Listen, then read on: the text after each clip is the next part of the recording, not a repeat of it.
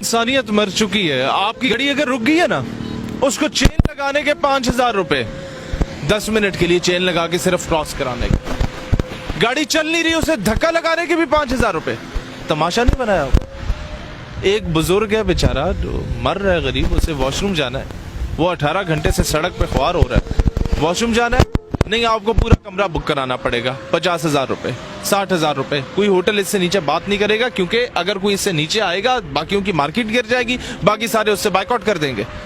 तमाशा नहीं बनाया हुआ यार। वॉशरूम जाने के 20-20 हजार रुपए तुम लोग ले रहे हो। मतलब लोग बिलक बिलक के मर रहे हैं, उनके पास खाने को कुछ नहीं है।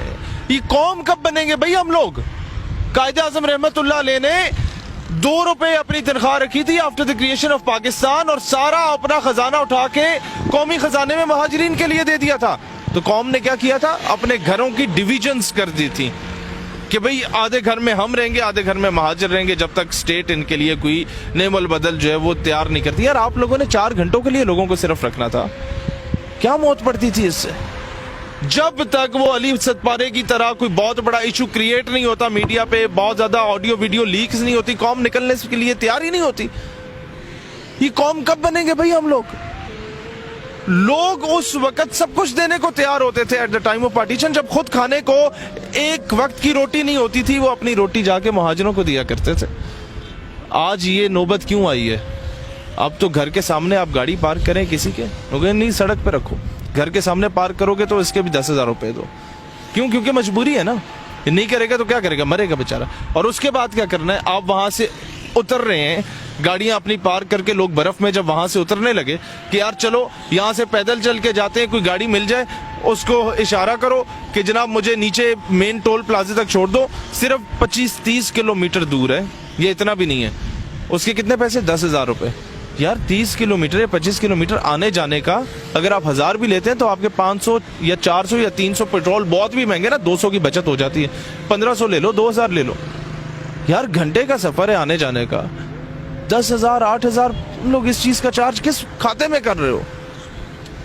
मैं कहता हूं अगर ये मामला कश्मीर में होता ना, या गिलगित बल्तिस्तान में होता, लोग अपने घर खाली कर देते, लोग एक कमरे में कोने में रह लेते, 100 150 बंदों को अपने घरों में ठहरा देते। मैं गिलगित होके आया हूँ और हमारी कौम पे अफसोस है मुझे कि मैं अभी पिछले हफ्ते शारजा में एड्रेस करने गया पाकिस्तानियों से, तो दुबई में, शारजा में, रसूल खैमा में, पूरे अमारात में जहां जहां क्रिश्चियंस की दुकानें थी, 25 तारीख से लेके दिसंबर से लेके 1 तक, न्यू ईयर तक, वो क्रिसमस की खुशी में लोगों से, उन लोगों ने 50% ऑफ कर दिया था कि जनाब क्रिसमस है, हमारा मजहबी त्योहार है, तो हम लोगों ने फ्री, मतलब 50% फ्री कर दिया।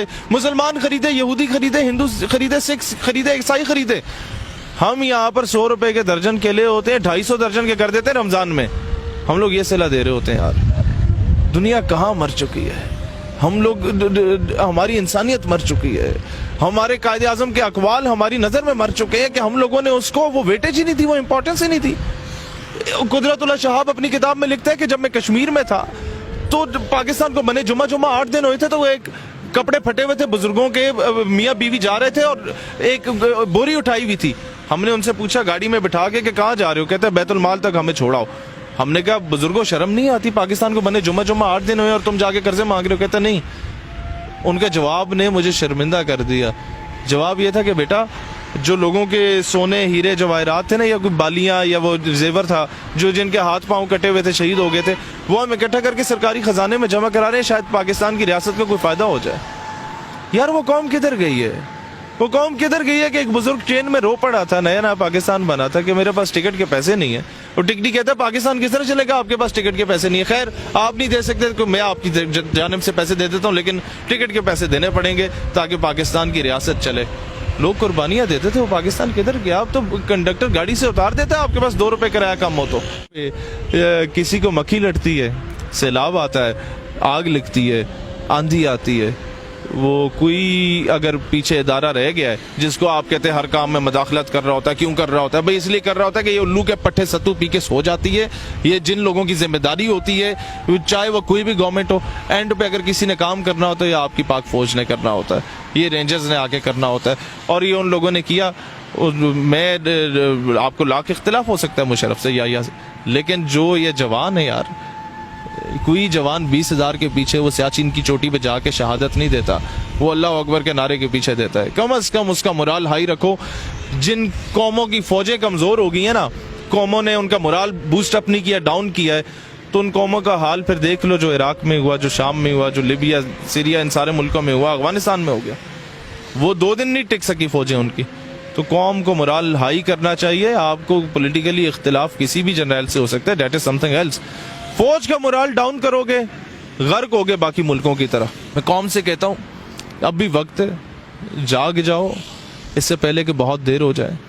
میں اپنے تمام یہاں کے دوستوں سے کہتا ہوں کہ یار دکانداری بعد میں یا بزنس بعد میں, انسانیت پہلے ہوتی ہے. خدا را پاکستان کے ساتھ کھلواڑ نہ